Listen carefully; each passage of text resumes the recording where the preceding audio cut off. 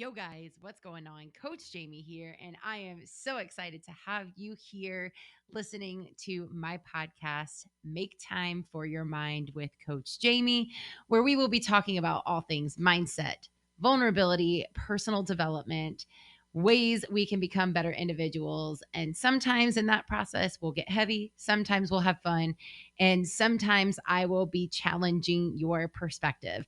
The goal, no matter what, though, is to leave you better than you were before you tuned in. So, with that being said, let's dive in.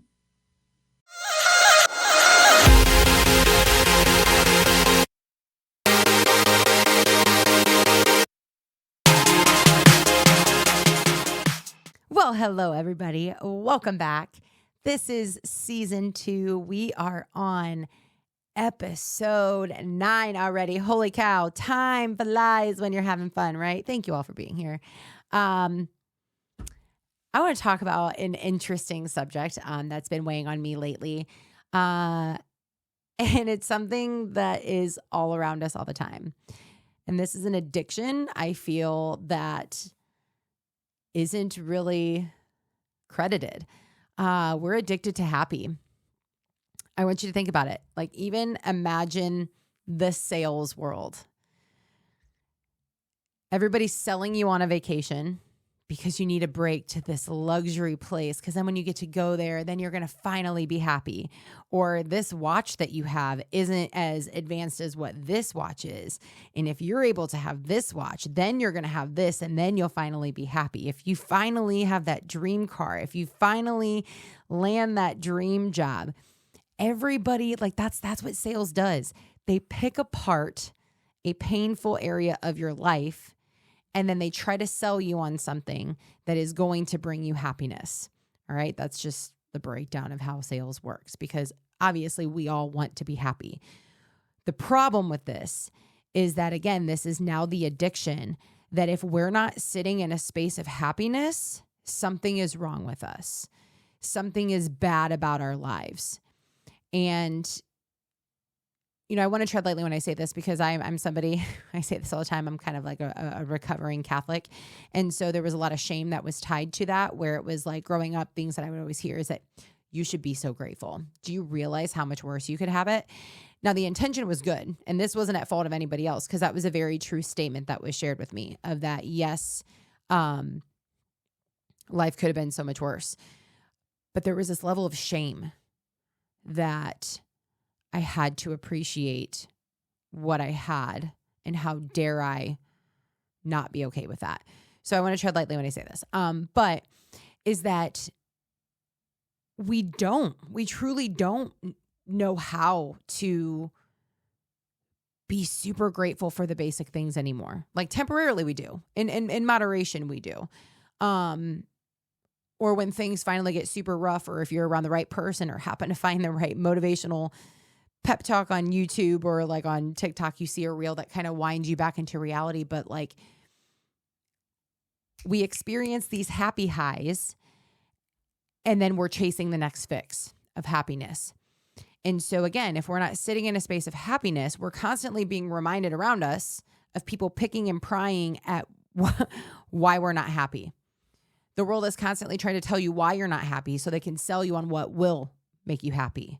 But then all of a sudden you get those things and you're not happy. Or if you do, it's short-lived. And the reason why this has become such a problem is because now we don't know how to experience negative emotions anymore. Like, we give so much just hate to experiencing negative things. I share this with my clients all the time. When you get your hand too close to a stove and you burn your hand, I'm so freaking grateful that hurt. Because if I wouldn't have felt that it hurt, I wouldn't be reminded of not to let my hand get too close to the stove in other moments in my life. Negative emotions aren't a bad thing. Like, we experience all emotions for a reason. They don't have to be bad just because they might feel bad in the moment. That's something that could actually be protecting you. Now, on the flip side, you also don't want to have to spend an entire life where the majority of your time is spent in a negative emotion, right? We have to find a balance within this, okay? But we have to learn how to embrace the suck of things.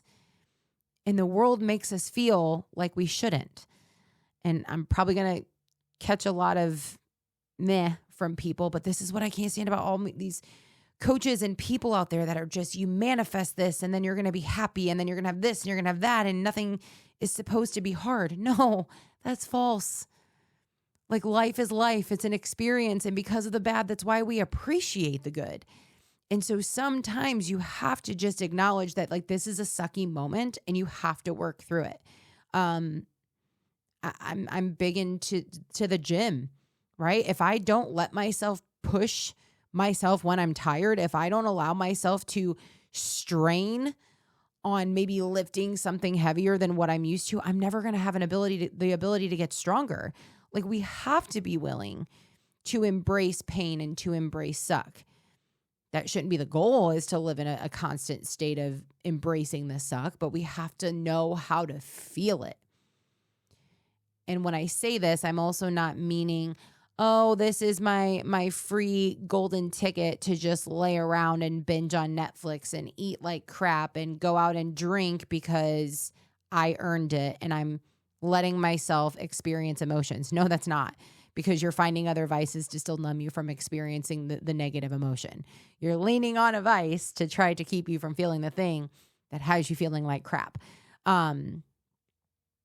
So I feel like I'm all over the place on this, but I just think it's important that we talk about it, because it's okay to not be happy all the time. It's okay that it's hard. Hard is part of the process. It's necessary for the process. Not that we need to seek it out, but we need to just become more aware of, am I really unhappy? Or is it just because I'm sitting here in this space of complacency and I feel the world has me feeling that I need something, that I have to be experiencing this high off happiness, right? There's something to be said about just embracing a moment of peace. And I'm somebody even who have felt this myself, where I remember, and this was only just a couple of years ago, full transparency, it was like one of the first moments that I really genuinely like held on to the feeling of peace, where I was like, holy cow. Like somebody asked me what I was thinking or whatever, or how I was feeling. I was like, nah, I'm just kind of here. I'm good. Like I wasn't worried about anything. I wasn't thinking about what I needed to get done. I wasn't thinking about what I should be doing, what I could be doing.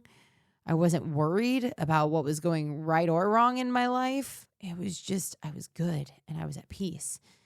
And it was the most amazing experience ever. And I want everybody to have a chance to feel that. But it takes us recognizing that it doesn't mean we have to be raking in the dough and living on a yacht and drinking margaritas. That doesn't mean that that's going to be this final space of happiness where troubles are no more, type of thing. So yeah, all that to say, I want to encourage you to just sit down and write out like the basic things that you're grateful for, right? Like even allowing yourself to reflect on how far you've come. Like I never thought in a million years. Like I remember one of mine was always like I envisioned having a place to live that had a beautiful balcony with the sun, like sunrise coming up that I could see. And that's always one of my favorite reminders of like all of the hard that I've been through in my life. Something as simple as just sitting there on the balcony with my boys, my dogs, and reading my Bible with a cup of coffee and watching the sun come up. I don't need anything. I didn't need anything else. I don't even need a freaking balcony to go do that. I could just go drive to 1 a.m. and sit there and see it. But it was just like, I remember the moment in my life that I didn't even know if I was going to be able to afford living on my own and to be in a place where I could have such a beautiful view of a sun rising up. And this isn't manifesting per se, because if y'all don't know, now you know I'm not a fan of the term manifesting and talking about that. But it's just, it It was more of conceptually of what else was happening in my life at that moment when I was wishing for this experience. And at that point, I was super insecure. I was broken. I was in an abusive relationship.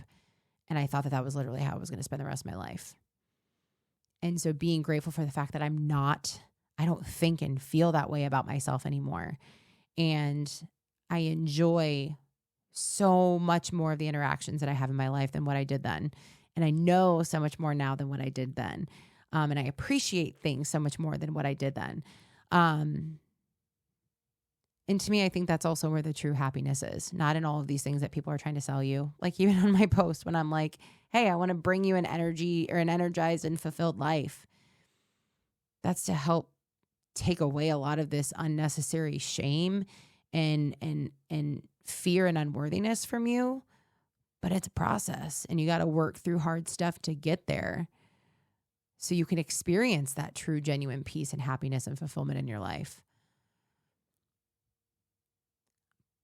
But I'm not going to be here to ever sell somebody on the fact that by working with me, I'm going to help you make more money. I'm going to make your life 20 times better because it's a bad life. I will never be that person. Never be the person to tell you living a bad life.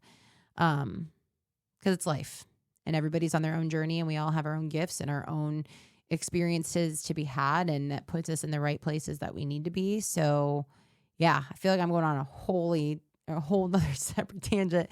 But yeah, what I want to challenge you to do is I want you to just simply write down the basics of things in your life that bring you happiness and that you're grateful for.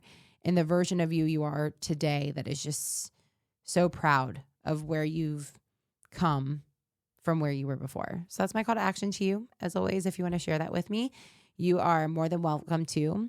But the final encouragement, I guess, that I want to leave you with on this, for today's episode is just, it's okay to not feel happy all the time. That doesn't mean you have a bad life to not be happy all the time. It's part of the process because even the happiest of people have bad days and bad moments. Because if you listen to last week's episode, emotions are temporary. So, all of that to say, with love and happiness, Coach Jamie out.